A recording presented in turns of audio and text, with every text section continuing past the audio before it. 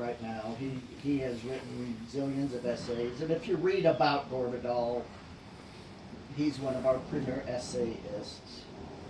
And I'll throw this out as an aside. It might be fun. I'll leave it to you guys to think about. Maybe one of these times, bring your favorite author rather than a book. He's dead.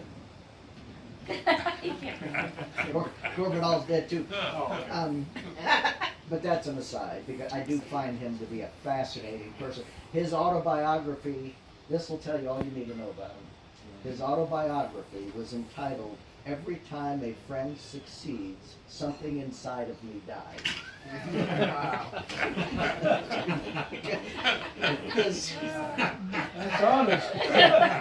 Optimism. The unveiling. There's an unveiling. He's hilarious, but in my experience, he is always the smartest guy in every room, photographic memory, a researcher, and he, back in the 60s, wrote a book called Washington, D.C., and it was a send-up of his step-brother-in-law, JFK, and what a fraud he was, and how PT 109 was all made up so that his father could get him elected president. And he invented a character who was a journalist, who then the story revolves, so it's a historical fiction, but just as you described in your book, he takes the letters, the speeches, the art, whatever was going on, and everything in these books is verifiable.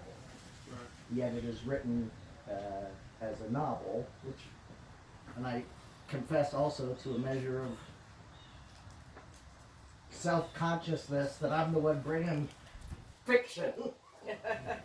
Well, the rest of you deep wells on the farm are extolling the virtues of truth. But there's an old saying, fiction is a lie that tells the truth. And I hang my hat on that, because you gained insight. Thank you. So, And history is a fiction that doesn't. Well said. well, and one of Gore Vidal's, he said, the winners write history books. And he says the world believes so many things that aren't true because the winners spun it. And he is an avid teller of the rest of the story.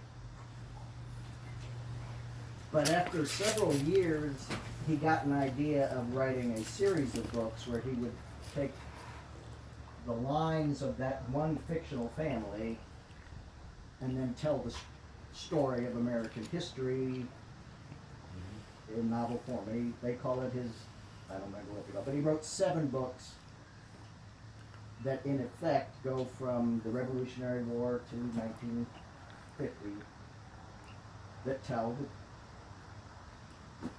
true story of American history.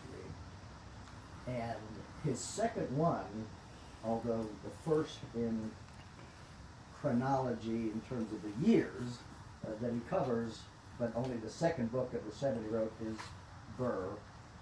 And this was written in 73.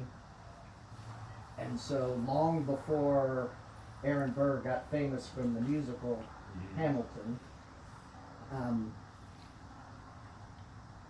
he was discussing the forgotten founding father, Aaron Burr. So this book is fiction, you saying? It is a novel, No. and I will tell you, however goofy it sounds,